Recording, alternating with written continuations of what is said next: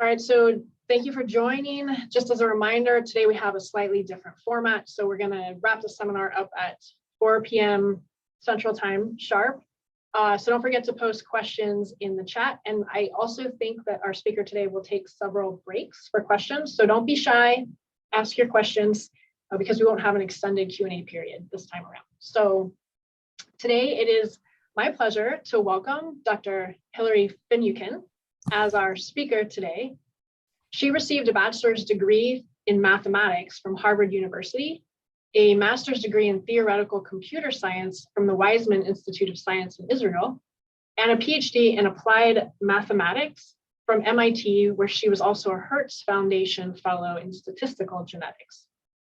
After graduating in 2017, Dr. Finucane joined the Broad Institute of MIT and Harvard as a Schmidt Fellow and served as the co-director of medical and population genetics at the Broad from 2019 to 2021.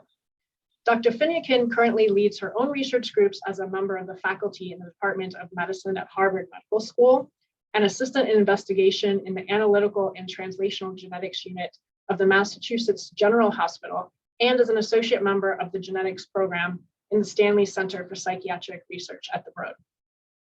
Dr. Finucane's research involves the development and application of statistical and computational tools to translate large-scale population and genetic disease data into biological insights and therapeutic hypotheses.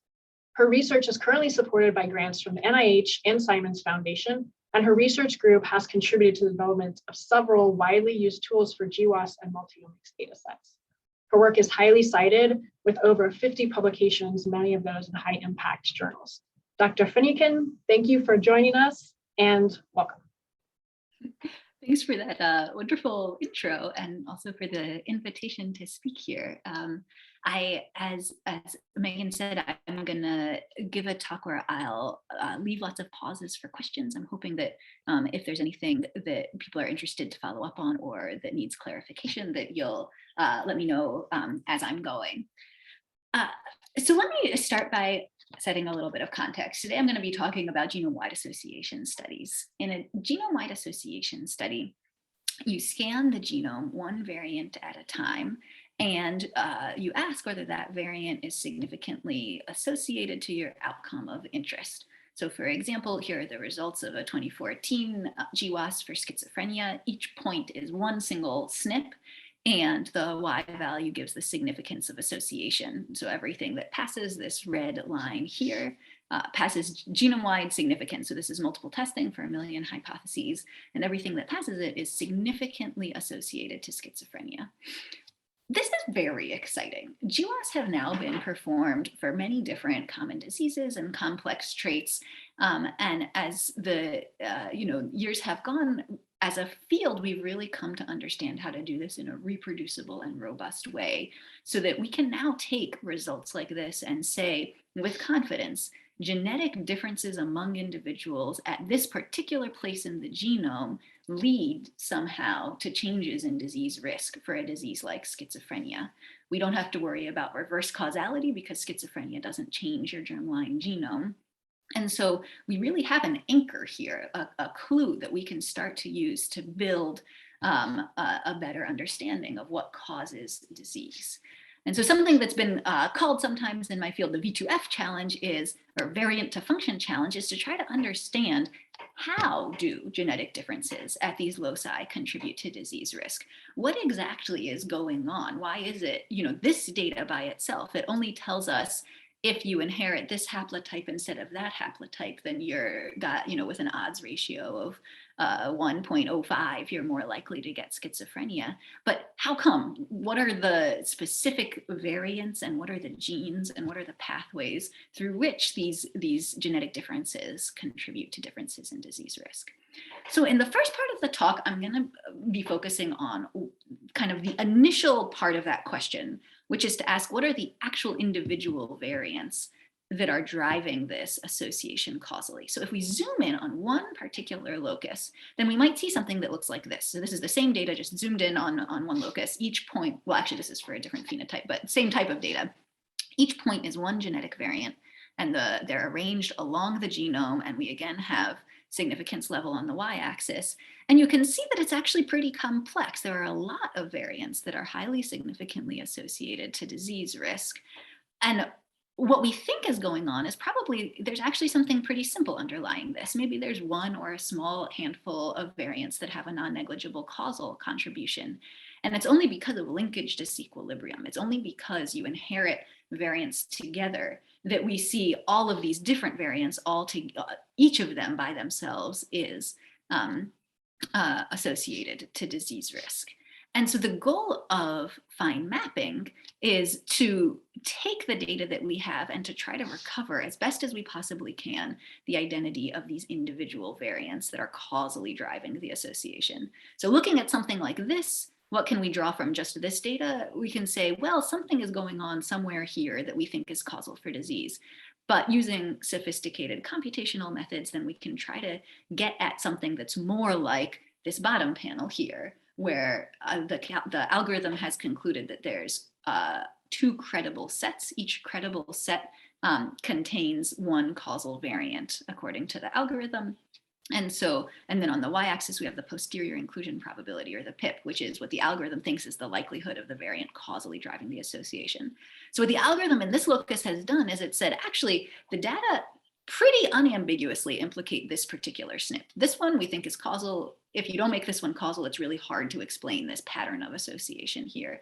But then there's a second causal SNP. It's one of these 5. We're not quite sure which one. And this one's the most likely at roughly 50-50. So you get credible sets and you get PIPs from these algorithms. So why is this a useful thing to do? Well, for a lot of the types of follow-up experiments that we would like to do, it's much more useful to know the identities of the individual variants rather than to have this broad association data over the whole locus.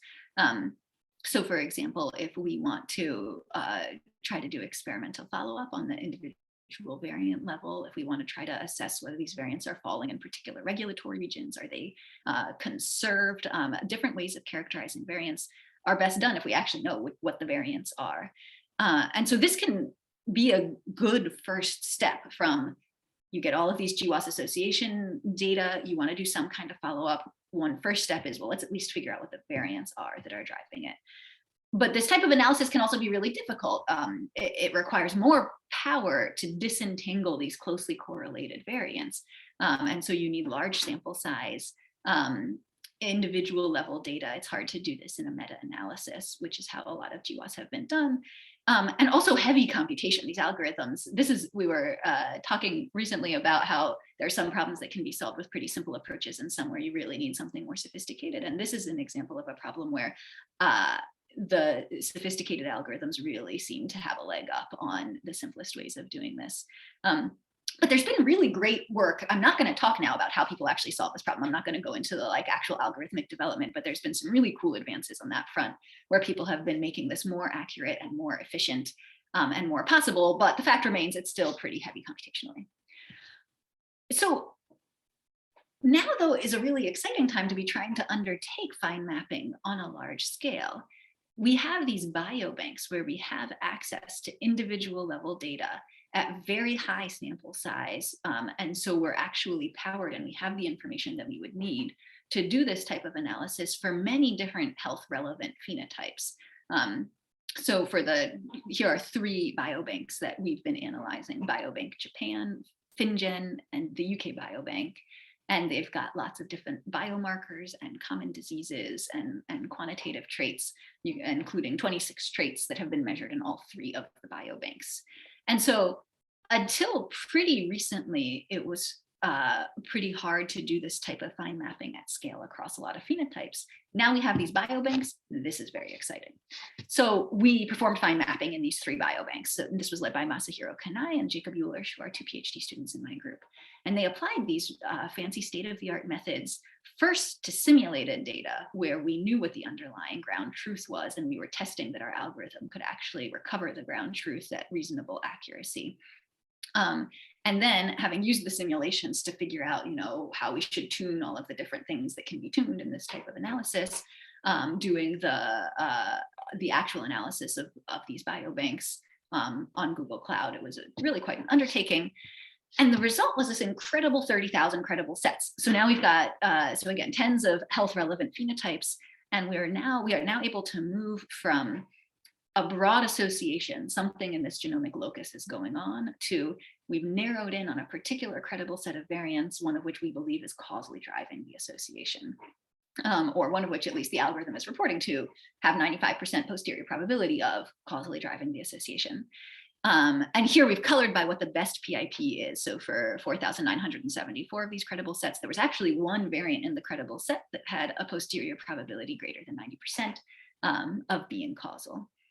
So this is exciting, both because individually these results are giving us one more step forward, one more tool that we can use as we're trying to push forward on this type of understanding. But also having results on this scale gives us a chance to further characterize what's going on here. So one thing that we did was we took all of our variants and binned them by what the posterior inclusion probability was. So here on the left-hand side are all the variants that the algorithm is saying are less than 1 in 100 chance of being causal, and on the right are all the variants that the algorithm is saying are greater than 90% chance of being causal. And then we've divided the genome up into loss of function, missense, UTR variants, promoter, CRE as cis-regulatory elements, and synonymous variants. And you can see that especially for missense variants, but for all of these functional categories, there's a really big enrichment such that the proportion of the variants that we're finding as high PIP variants that's missense is much, much bigger than what you see in these lowest confidence variants. So this gives us one nice way of kind of orthogonally validating that the results that we're getting from these algorithms, not just in simulation, but in real data, have a lot of signal. So we wouldn't know about, the algorithm doesn't know which variants are missense and which variants are not missense, but the algorithm is able to pick up these missense variants disproportionately. So maybe I'll pause there for a second and just see if there's any questions so far on the kind of basic thing that we set out to do, this fine mapping, or what the overall set of results that we found in this initial analysis was.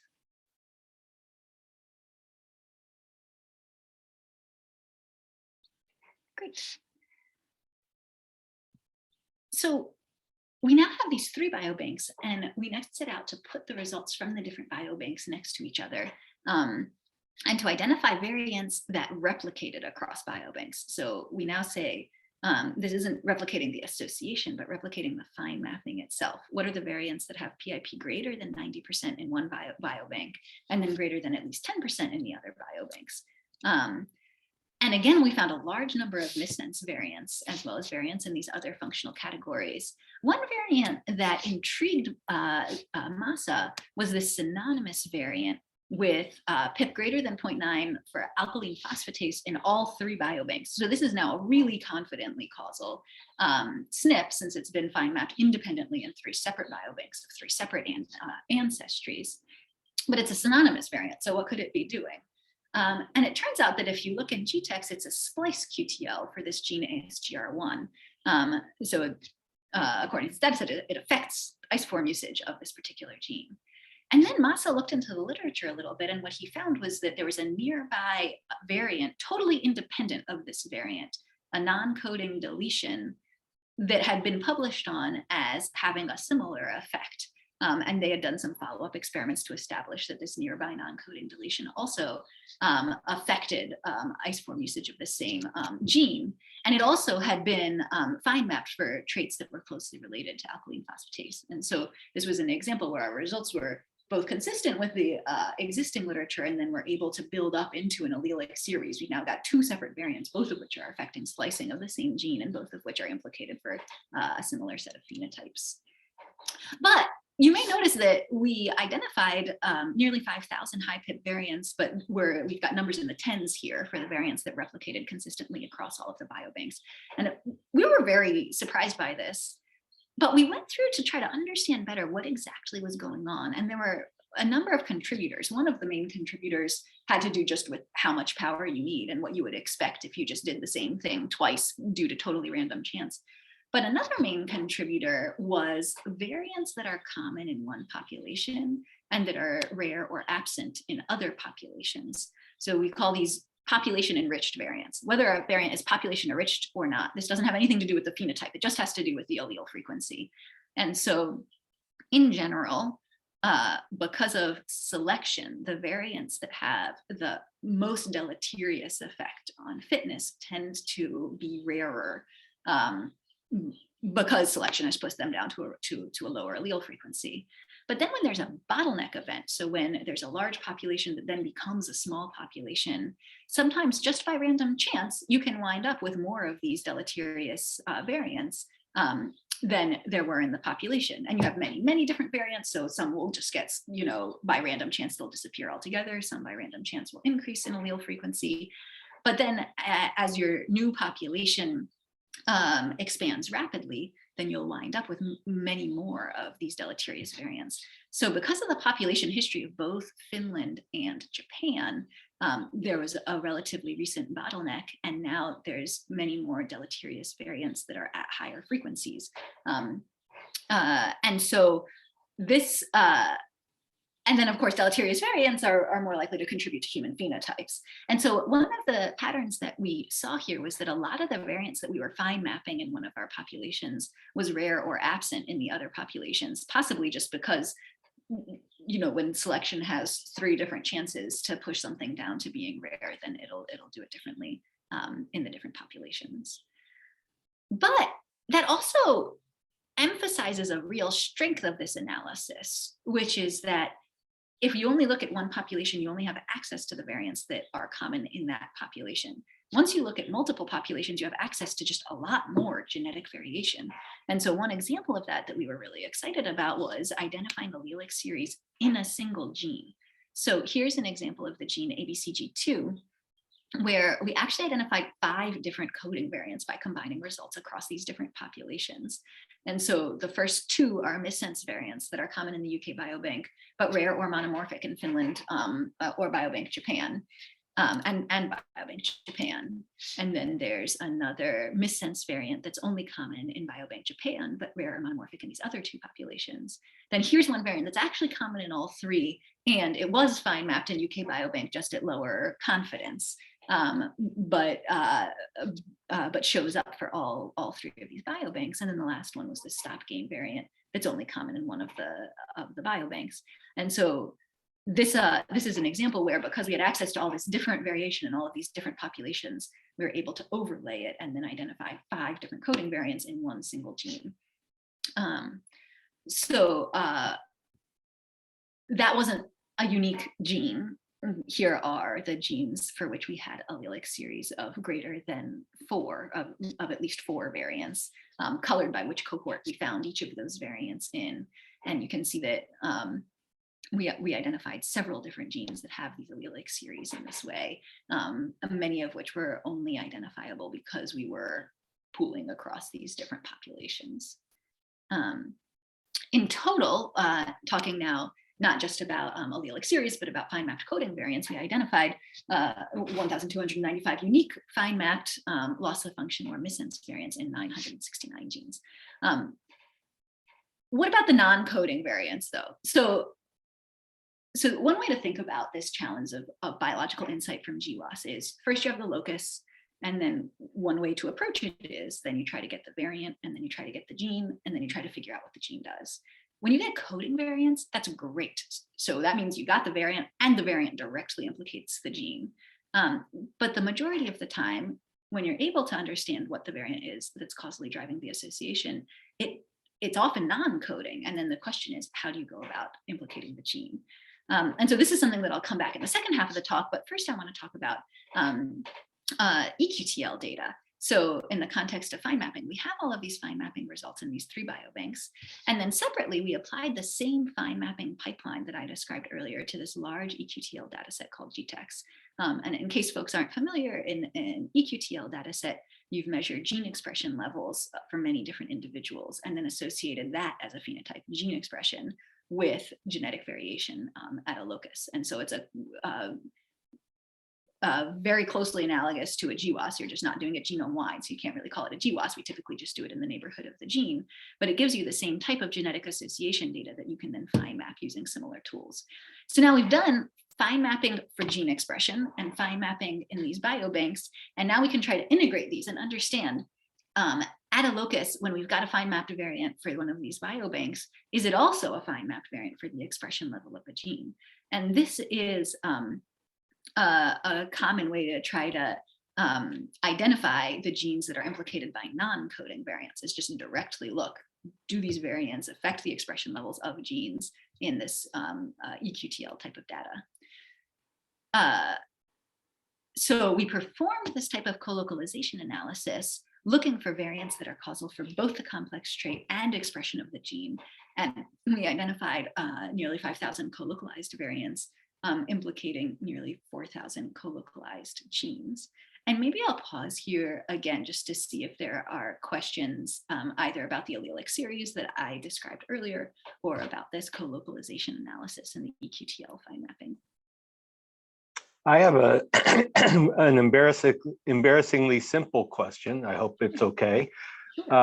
You had said that the Eqtl was very similar to the GWAS, but I guess in my simplistic thinking, I think of GWAS as really just a bunch, millions of logistic regressions, whereas Eqtl is more of a linear function of the output. And so I assume it has greater power, or am I just assuming something that's actually not the way the analysis is carried out? No, that's a great point. So in GWAS, I guess there's GWAS for diseases, and then there's also GWAS for quantitative traits. And so I guess I sort of elided this at the beginning, but for schizophrenia, yeah, you do logistic regression, but you can also do a GWAS for height, in which case you just do ordinary least squares or some type of linear model. And so the tools that we used, at least, to analyze the Eqtl data were the same tools that we would use to analyze height. But you're right, that's different than the tools. There is this difference between quantitative traits and case control traits for GWAS. Perfect, thank you.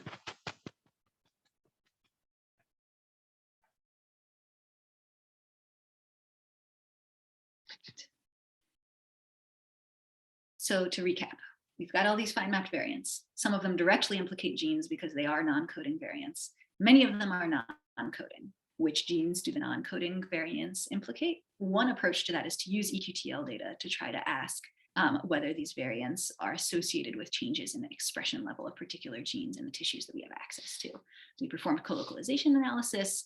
And one thing, so this is just putting back up a previous slide. If you just look at the variants that are fine mapped in the biobanks, you see this really nice enrichment that we described earlier. If you now look at the co-localized variants, sorry, my computer just did something very weird. Can you still see my slides? Yes, I can see the last slide with the co-localized variants and the enrichment. Great. Sorry about that. It just, okay, great. I'm back. So we were surprised to, or I don't know about surprised, but we found this finding striking, that there was such a pronounced but different pattern of enrichment for the co-localized variants. And so here, if you look at the variants now that are co-localized for both the complex traits and expression, then we see many fewer missense variants, which makes sense. I think a lot of the missense variants we were seeing, they were just affecting the trait because they were coding variants. And here we're only looking at variants that show effects on expression level as well. But then the proportion of these highest confidence variants that are annotated as regulatory is much bigger than what we were seeing previously. And we also see this as good validation that these are particularly high confidence set of variants, because so many of them are concordant with the other ways that we have to characterize this type of regulatory activity.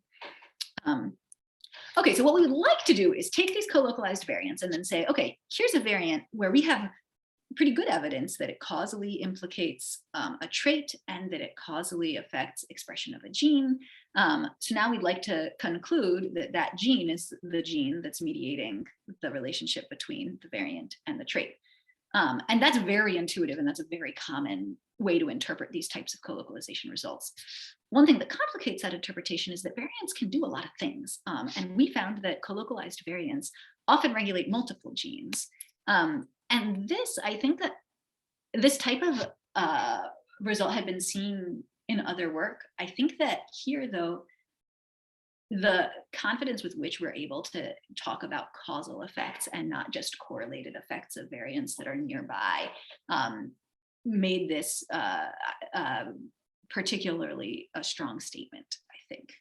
So here what we're saying is if you have a variant that co-localizes with the expression that's fine mapped for gene expression of a particular gene and fine mapped for a particular disease that you're trying to understand, actually it's pretty likely to also causally affect the expression of a couple of other genes nearby. And here I don't know enough about gene regulation and the biology of gene regulation to give a lot of explanation for why this would be, and whether to what extent this is an underestimate. As we improve our power, this number is only likely to go up as we get more and more sample size. But then it makes it difficult. Is it that this variant increases disease risk because it affects one of these genes and we just need to figure out which one? Or is it that there's more than one gene that's relevant to the disease in the locus? How do we work in cell type and tissue as we're trying to interpret these types of results? I'll give a few examples just to kind of concretize this. There was one variant that was fine mapped for both LDL cholesterol and ApoB levels. And it's an Eqtl for the expression of 3 different genes in the ApoE locus. It's independent of the well-known coding variant in the ApoE gene, or paracoding variants in the ApoE gene. But it seems to be affecting the expression of more than one gene in this locus. And then there's another variant that was fine mapped for mean corpuscular volume and as a complex trait, and then was also fine mapped for 2 different genes. And here I've shown where the variant lies with respect to these 2 different genes. It's in the 3' UTR of one of them and in the last intron of the other one. And so again, we don't have a mechanistic explanation here. This is mostly something to highlight how to interpret these results and how to try to understand the complexity of what these variants are doing that could potentially be leading to disease. I had a question, Hilary. Sure. And I think what I heard implied, maybe intentionally or not, is that when these multiple genes are co-regulated, are they adjacent or are they distant?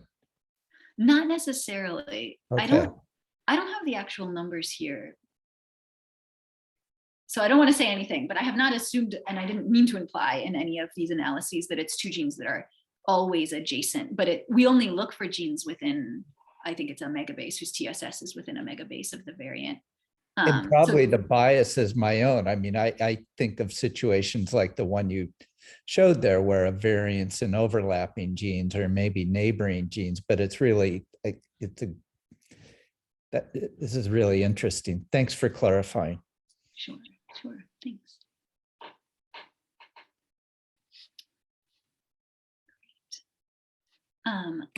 So then next we thought Eqtl data is nice because it gives you this direct population-based way to assess whether a variant is affecting the expression level of a particular gene. But as we try to understand, what's going on better, we were interested in trying to understand the proximal function of the variant. For example, does it affect binding of a particular transcription factor? And if so, which one? And so for this, it was time to, incorporate a lot of data. And this was led by Jacob Eulersch, who really did a very thorough job of going through and finding many different data sets that could help us try to characterize what these variants are doing most proximally. So first he looked through a very large database of transcription factor motifs and asked whether these variants are disrupting transcription factor motifs. He also looked at ChIP-seq data for where the TFs are binding in the genome to try to understand if the variants lie in a ChIP-seq peak for a given TF.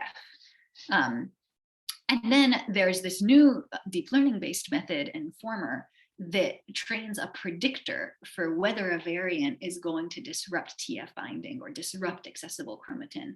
So this is now a purely computational method that's actually quite new as well, that is based only on a predictor that's trained on variation across the genome. And then allele-specific TF binding from this database called Adastra is another way to get at another piece of evidence you could get for whether a variant is affecting TF binding. And then finally, looking at DHS footprints and allele-specific open chromatin from a recent paper.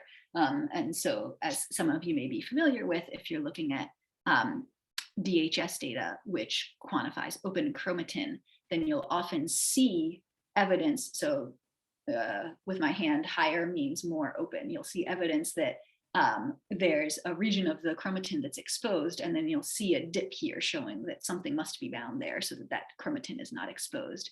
And then that'll be right in the middle of a peak. And so looking at this new DHS footprint data and looking at allele-specific open chromatin was the other type of data. So this is many different types of data all trying to get at the same question, which is, what is this variant doing most proximally? What's the first effect that this variant has? So here are some results, and I'll walk through this slowly. So CLPP greater than 0.9, these are our co-localized variants that are fine mapped for both expression and for complex traits. PIP greater than 0.9, that's for complex trait alone. And then PIP less than 0.01, these are our negative control variants. And so I'll start here with motif. So does it disrupt a motif of any transcription factor? And the difficulty here, so this was the first analysis that we did that we were first expecting to be successful, looking at these 3 bars here. And the problem is, if you take all of these different TF motifs from these large databases, then you wind up with almost 60% of the genome just with random variants is disrupting one of these motifs. And so you can't see very much of a difference between our fine mapped variants and these negative control variants just because the background is so high. If you restrict to a set of enriched motifs, which is kind of double dipping, but also might be a way to increase the signal here, then that gets the background. So we're now restricting to a subset of motifs. So we're looking at fewer motifs and not all of the motifs in the large database.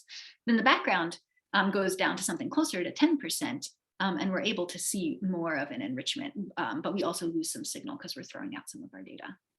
You can then, as another way to reduce the background, you can intersect with this ChIP-seq data. So this is now asking, do you see a series of A's, C's, T's, and G's that looks like a motif, but also it falls within a peak where we think the transcription factor actually binds according to this ChIP-seq experiment.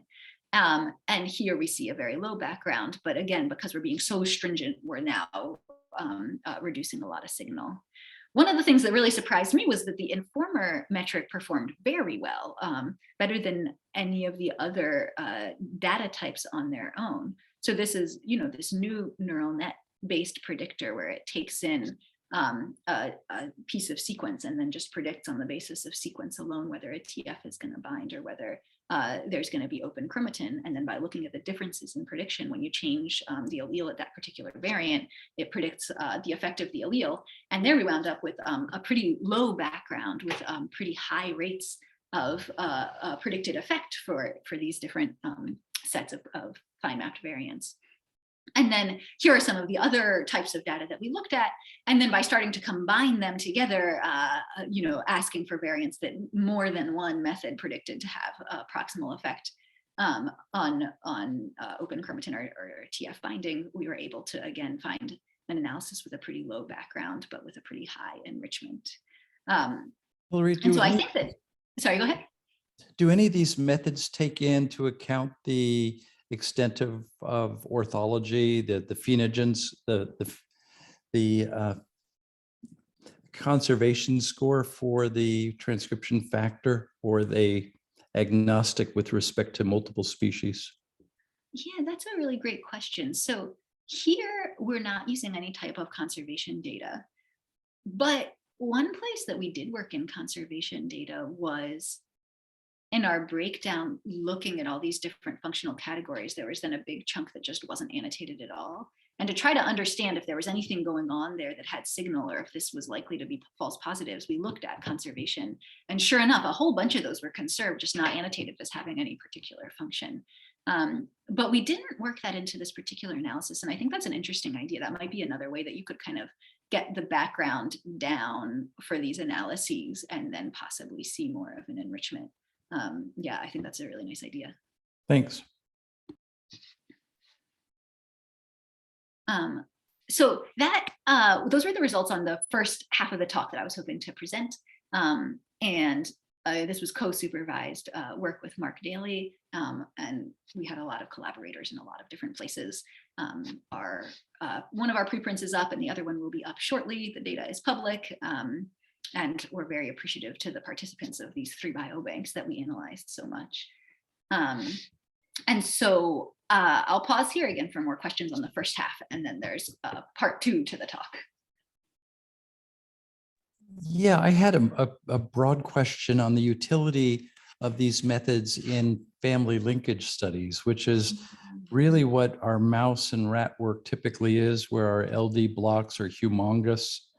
And I'm just wondering to what extent you think this could be translated.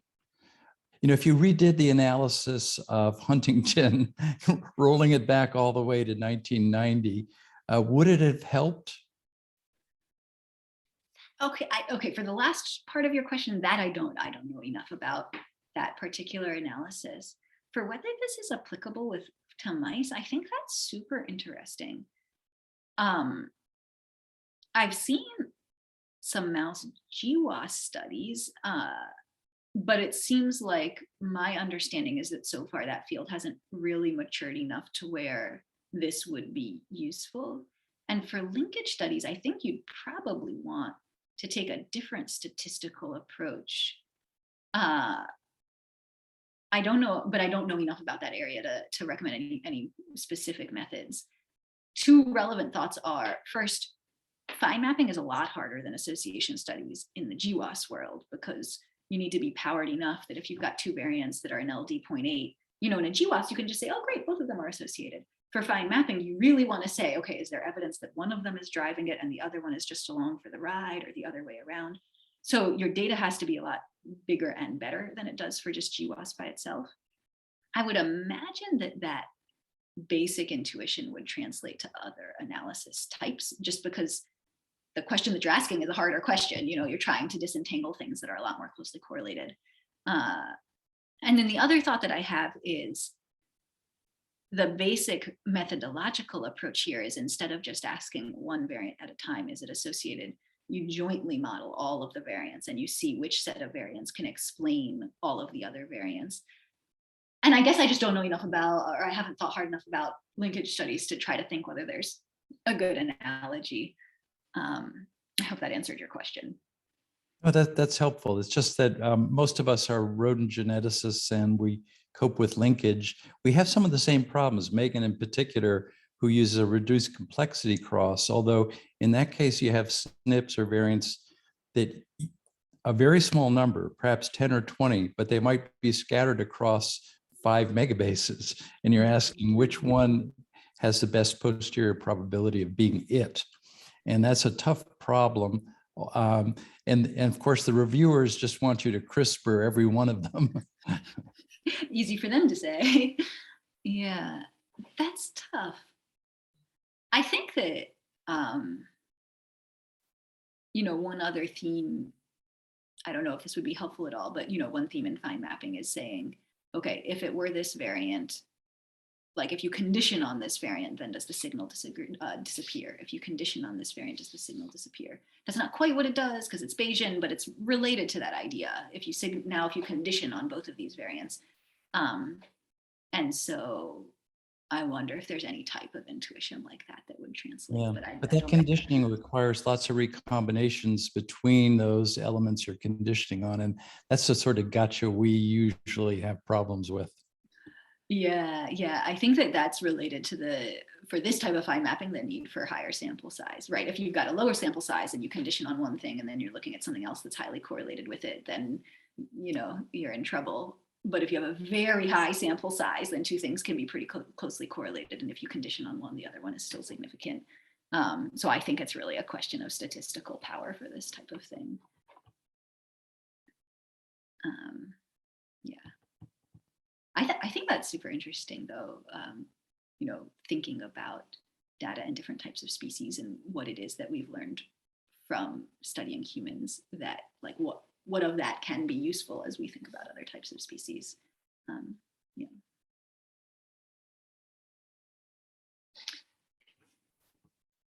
All right, if there's no other questions, then I'll go on to part 2, which is returning to this question of prioritizing genes, which I touched on in the first part. So just to recap, when we look at a locus, so here's another locus that we're zoomed in on now in a GWAS. So again, variants arranged along the chromosome in a particular region with level of significance shown on the y-axis. The problem that we've been focusing on in the first half is which are the variants that are actually driving this complex pattern of association and what do they do? But one of the things that our experimental colleagues, especially the ones who are interested in therapeutics, are most interested in is which gene or genes are driving this association. And sometimes this is easy. Sometimes you look at this locus, and even if it's a non-coding variant, it just turns out that the closest gene to the variant is a known drug target for the disease or something like that.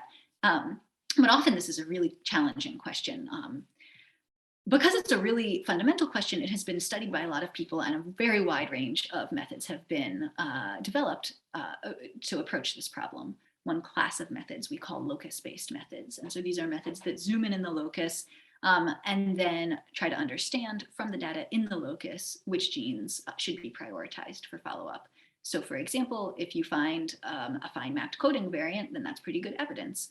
Or if you do some kind of epigenetic dissection based on high C data or enhancer promoter interactions, Eqtl data, as I was describing earlier, or just guessing that it's the closest gene. All of these are ways of dissecting the genetic signal at a particular locus to try to understand, to try to nominate and prioritize particular genes. And then there's another class of methods that are called similarity-based methods that are based on this assumption that causal genes in different loci across the genome are similar to each other in some way. So if there's some cell type that's particularly important for the phenotype, then genes that are expressed in that cell type should repeatedly show up in these different loci. And so there's, so for example, you might incorporate data on expression or pathways or networks, do some kind of enrichment analysis, and then say, oh, look, there's this pattern that we observed genome-wide, and then here's the one gene in our locus that fits with that genome-wide pattern that we've observed. And so for a problem of this level of importance, we felt that information was being left on the table. So for similarity-based gene prioritization, we didn't know of any method that could take arbitrary sources of information about genes as input, for which you could incorporate information about mouse phenotypes and protein-protein interactions, and especially single-cell gene expression, which is coming out more and more, and as we've discussed, has a lot of information about a lot of cell types. And then also in previous work that I'd done during my PhD, one lesson that kept on coming out was that for a lot of these types of enrichment analyses, you can get a lot of extra power if you analyze the whole genome together in one big twin model, instead of starting by identifying significant loci and then doing analyses based on the significant loci alone. And then for gene prioritization, we wanted to combine locus-based and similarity-based methods, and then focus especially on evaluation and on trying to show that, for example, putting more types of information and trying to combine these orthogonal sources of evidence was actually giving us a boost. So we introduced a method called the polygenic priority score, and this was led by Ellie Weeks in my group. And I'm going to briefly describe what the method is, what data we ran it on, how we evaluated it, and then how combining it with locus-based methods really did improve results. So for the method, I'm actually not going to go into the details, and instead I'll give a very high-level intuition. Using enrichment analyses, so looking genome-wide, and here instead of going into details, I'll kind of just black box it. There are very good tools now for looking genome-wide and saying, for this particular phenotype, we've got good genetic evidence that genes that are expressed in excitatory neurons are enriched for genetic signal. On the other hand, we have no genetic evidence that genes expressed in epithelial cells show excess genetic signal. And we can do these types of enrichment analyses for any type of information that we've got about genes. Any vector where you can give one number to every gene in the genome, you can do an enrichment analysis of this sort. And now if we want to use this for one particular locus to try to prioritize genes, we can then go through and say, okay, I've got genes A through Z in my locus, and now I'm going to ask what characteristics does this gene have? And then if I see a gene that keeps on having characteristics that are enriched for my phenotype, then I can prioritize that gene, and I can say on the basis of these characteristics, it looks like the kind of gene that should be relevant for this particular phenotype. So I'm happy to answer questions about the method in more detail if you're interested. But for now, maybe I'll leave it with that intuition and talk instead about the data. We assembled pathways from many different sources. And what we actually did here was we took pathways that had been curated by a previous project at the Broad Institute called Depict, which were publicly available. And this included Go, KEGG, Reactome, and the Mouse Genome Database. And then we took protein-protein interaction network in web and just looked at every neighborhood. So for every protein, all of the first degree neighbors of that protein in the network, and we encoded those as another feature. And then for gene expression, that was a little more complicated. So here we took 77 data sets, and this part Jacob and Nathan led. And then we applied this uniform pipeline to each of these data sets where we just tried to extract features in all of the ways that we possibly could from one of these gene expression data sets. And so for folks who know about the ways that these gene expression data sets are analyzed, I'll just give a quick overview, but this is not important if you don't understand this part. So we did PCA and ICA, independent component analysis, on the whole data set. Then we clustered. Within each cluster, we took average expression. Within each cluster, we again did PCA and took the gene loadings from PCA. And then we compared each cluster to the whole rest of the data set to try to get genes that were specifically expressed in that cluster using both a quantitative t-statistic and a binary annotation for differentially expressed genes. So this is just a lot of different ways of trying to say, we've got this big gene expression data set. It has data on lots of different cells. How can we use it to extract gene features that might be relevant to the phenotypes that we're studying? We then analyzed 113 phenotypes from the UK Biobank and from publicly available summary statistics as well. And then we wanted to ask, is our method working better than other methods? And we did this in a number of different ways, and I'll just focus on one of the evaluation metrics that we used, which is the one that we used that we could apply to both locus-based methods and similarity-based methods. So let me talk for a moment about why this is difficult. On the one hand, you can't use curated pathway data. You can't say, does my, I don't know, height GWAS consistently implicate bone genes, because you put all of that information into POPs to begin with. So that's kind of circular. There's a type of leave one chromosome out analysis that you can use to analyze similarity-based methods, but you can't do that for the locus-based methods. And so we wanted to find another source of gold-ish standard genes that was unbiased in the sense that we could use it to assess both the locus-based methods and the similarity-based methods. And so what we used was genes that harbor fine-mapped coding variants. So going back to the very, the first half of the talk, we found many genes that harbored variants that were putatively causal, loss of function, or missense variants. And so these are a really high confidence set of genes. We can't use all of those genes because, if you're trying to ask, well, how well does Eqtl data do at implicating these genes, then if you have a coding variant, then you're already kind of biasing yourself. But it turns out that there are over 1,000 different cases where there's a non-coding credible set next to a coding credible set. So now you've got two independent genetic signals. One of them tells you what the gene is, and the other is the non-coding signal. And now our evaluation metric is, if I only knew the non-coding signal, could I figure out what this gold standard gene is that harbors a fine-mapped coding variant? So that's our way of using fine-mapped coding variants as a gold standard by taking advantage of the fact that we've done so much fine mapping that we can find many of these, what I would think would be unicorn cases, where you've got two independent signals next to each other, one coding and one non-coding. There's two different ways, two metrics that we used to quantify performance: precision, which is saying how confident should we be in what we prioritize. Given that it's prioritized by a given method, what's the probability that it falls in our gold standard set? And then the second question is recall, how much are we finding? So given that it is a gold standard gene, do we find it? And so if we only find a very small number of genes, but they're really excellent high confidence genes, that'll be high precision, low recall. On the other hand, if we have a method that prioritizes everything, then that'll be very high recall, but very low precision. So to start with, we compared POPs to these other similarity-based methods. And we found that actually, if you got precision on the y-axis, recall on the x-axis. So further to the right means you find more stuff, further up means you're more confident in what you find, and POPs actually wins on both metrics simultaneously. And so then we asked about locus-based methods. And here we looked at, we ran a lot of different locus-based methods, and a lot of this drew on the fine mapping results that we had. So we looked for closest gene, magma, fine mapped coding variants, several different methods that use epigenetic data from various sources, and then 2 different methods that use Eqtl data, CLPP being the analysis that I presented in the first half of the talk. And so here, if you first look at, let's say the dark gray X, this is saying in each locus, the method that is depicted here is you just choose a random gene, and this performs very poorly. You often don't find the causal gene when you do this, unsurprisingly. Now, if you look at the colorful circles, then what you see is that different locus-based methods, so each one of these circles corresponds to a given method. Here's CLPP, which I presented earlier. This has pretty high precision compared to the highest precision of all of the locus-based methods that we tried. But it has a pretty low recall because it's so stringent. It has to actually be a fine mapped variant for expression and a fine mapped variant for the complex traits. TWAS is another Eqtl based method that's a little more lenient, and you can see that indeed it has higher recall but lower precision.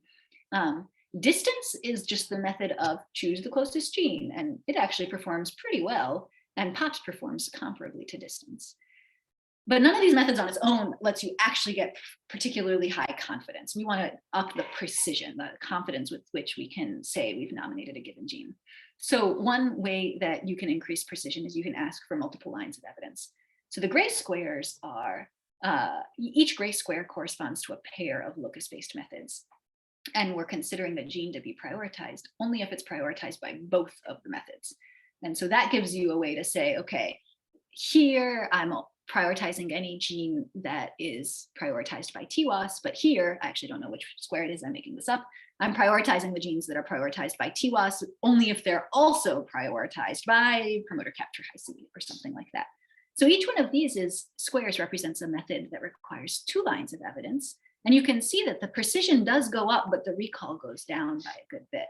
And then the main punchline of this half of the talk is, if instead of taking 2 different ways of dissecting the locus, if instead you take one locus-based method and then this totally orthogonal POPs method, which is using genome-wide signal based on gene characteristics, instead of a locus-based way to dissect variant gene relationships, then you get an even bigger boost in precision, and you don't lose too much recall. And so, for example, this black square is saying, if you nominate any gene that's both the closest gene and is supported by POPs, then your precision is over 80% and your recall is around 25%. And so that provides quantitative support for our intuition that really we should be using as many different types of data that are as orthogonal to each other as possible as we're trying to push forward on this really important problem. So we applied all of these combinations of methods to our real data. This is just on the gold standard evaluation set of loci that we're using to quantify precision and recall. When you then go back and apply it to everything, then we're nominating tens of thousands of genes. So for example, POPs in distance, which I mentioned earlier, there's maybe 7,000 genes that are nominated both by POPs and by distance. And according to our precision number here, we would expect a pretty large fraction of them to actually be truly causal if the numbers from the precision recall analysis generalize to the full set of phenotypes. So we applied all of these methods to the real data. We wanted to look at what the results actually look like. In the first analysis, we just looked for any gene that's prioritized by POPs and at least one locus-based method. The precision of this analysis, depending, so there's a small technicality here. We only had fine mapping on UK Biobank, so the set of methods that we ran on UK Biobank was different than the set of methods we ran on the summary statistics. But this was above 75%.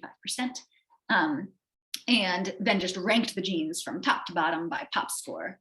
And one set of results that I like to talk about is for schizophrenia, where the top result is a drug target for antipsychotics that are used to treat schizophrenia, followed by 2 calcium channel genes. Calcium channels have shown up repeatedly in genetic studies of schizophrenia, followed by BCL11A, which we were discussing earlier, a known intellectual disability gene, followed by STAG1, which was after this study, STAG1 was later implicated by an exome sequencing study using orthogonal data. But you can see that there's really different genes that are showing up for different phenotypes.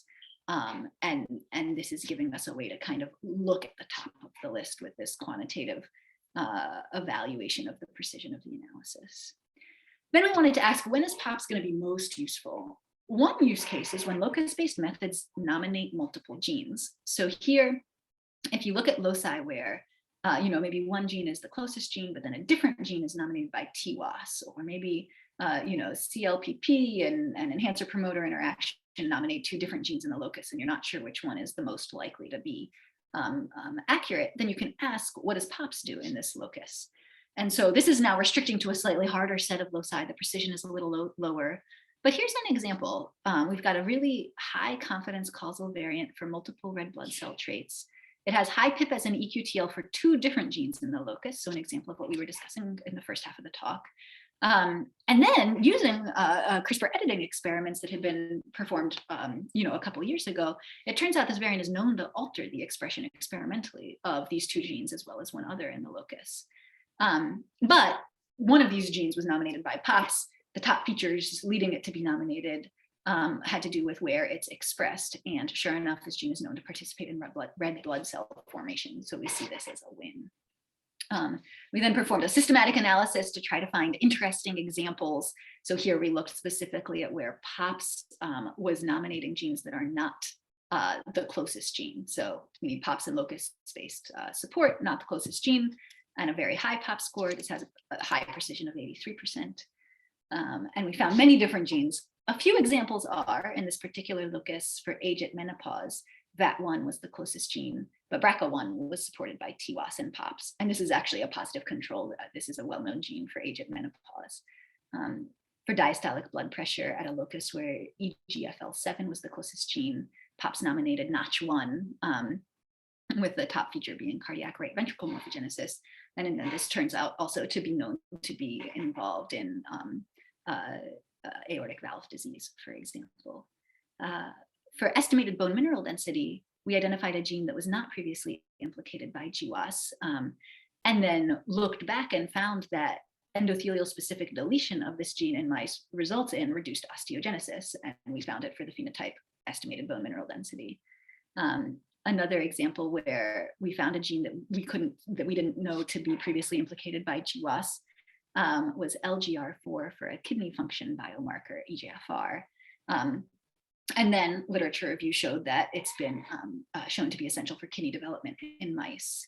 And then CCR7 for deep vein thrombosis. This was an interesting one where the POPs features supporting it were all immune related. And there is this immune component known to be involved in DVT, and kind of dissecting the genetic implications and the genetic support for immunity, I think is going to be an interesting thing for this phenotype.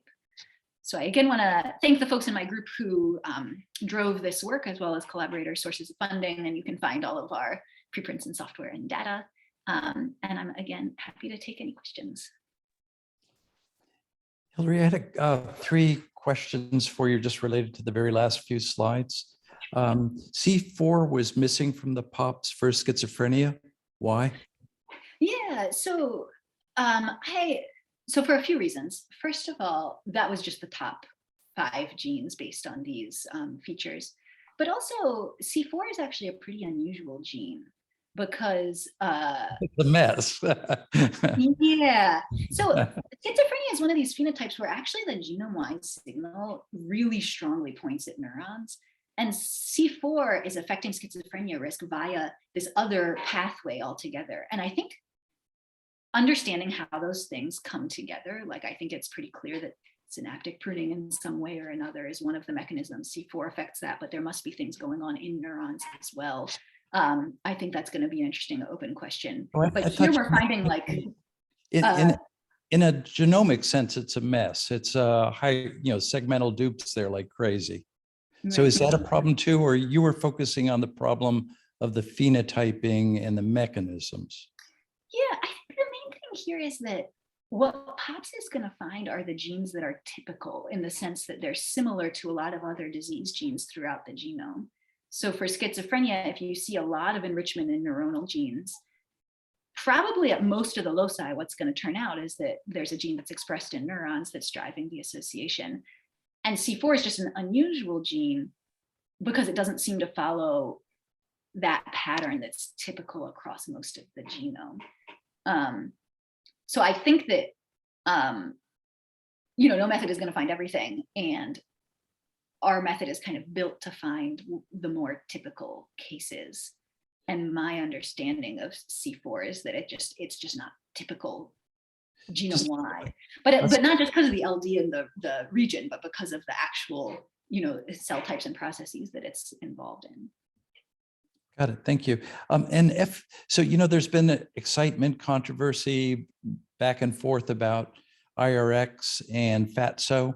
I'm just wondering whether POPs provides any secondary insights into whether it's really IRX. We haven't looked at that locus in particular. I think that it's hard to use POPs to say that anything is not a disease gene, though. So I don't think, in general, I think it's hard to say anything's not a disease gene. I think we would probably provide extra evidence for one of the genes, but we wouldn't want to say that the other one's not it. But I haven't looked at that particular locus. Yeah. And the final thing, and then I'll shut up for a while, is that it seems like POPs could really seed PWAS analysis. So you could it would maybe be a little circular, but kind of be fun to see if you could predict secondary pleiotropic effects of variants. Yeah, we've actually been working on something sort of along those lines. I agree that that those are potentially really complementary sources of information. So I know the time is after 5 p.m. your time. So I can stay for another couple minutes if there are more questions. I'm seeing now that actually I wasn't following the chat. I think you may have answered those questions. Okay. Are there any other burning questions out there? Ask now. I guess it was interesting. So Rob had brought something up. How much do you think that the sort of telomere to telomere sequencing or additional sequencing might reveal something that pops up around those high PIP variants? I mean, do you think that's likely, or? Yeah. I mean, I'll tell you, I think one of the big challenges for the field right now is types of variation that are not captured by genotyping. And so one of the things that, keeps me up at night is we've done all of this fine mapping, but the loci where actually it's a structural variant that's explaining the association, but we don't have data on that structural variant in our GWAS. We're just going to get it wrong there. And so for me, I'm really excited about as sequencing technologies and then the ability to infer these different types of variation and impute these different types of variation improves. I think that's going to improve our results as well. I guess, anyone else? I'd love to have some opportunity to talk with you later, Hilary. I think the work we're doing in mice and rats is now getting to the point where it's relatively fine mapping of millions of phenotypes. It really puts to shame what's in GTEx. I hate to say it, but it's true. So it'd be fun to have you exploit that more systematically in POPs. So the MGI is simply really text-based summary of gene function from knockouts. We have natural population segregating for 6 million variants in the case of the BXDs. They've all been sequenced with linked reads, so we know where the breakpoints are. The breakpoints become very useful, of course, in this work. They're kind of essential, obviously. But it'd be fun to work with you and see to what extent we can merge rodent genetics, and rodents are super primates. I keep bragging about that. And it'd be good to work with the other super primates, those pesky humans and monkeys and whatnot. Right. Yeah, I would be happy to discuss more. That sounds like a really interesting data set. All right, well, I don't want to take up any more of your time, and I really appreciate you taking time out of your schedule to talk to us today. So thank you. Thanks everyone for coming. Have a fabulous weekend. Wonderful. Thanks so much for the invitation, and I'll look forward to